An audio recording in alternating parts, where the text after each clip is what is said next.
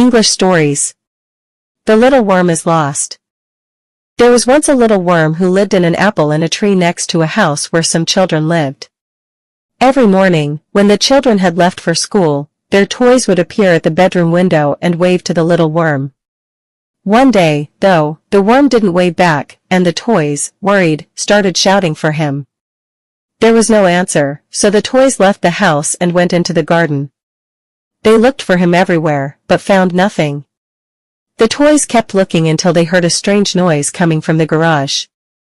They ran over and found nothing but some more toys, but when they were all quiet they could still hear the noise, and it led them to a football. Everyone started shouting for the worm again, and from inside the ball appeared a little head, saying, "Okay, fine, but I'm sleeping. Can't anyone have any peace in their house anymore?"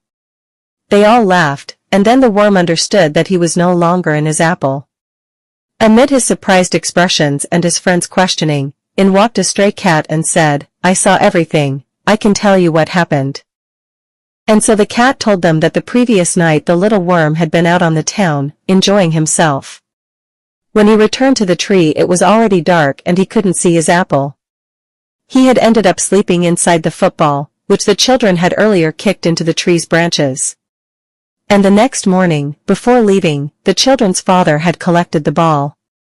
They all enjoyed hearing about the adventure, and were glad nothing bad had happened to the little worm. However, while the worm was returning to his tree, a bit annoyed by the toys' laughter, he thought to himself that he would have to be a bit more careful to get home before dark.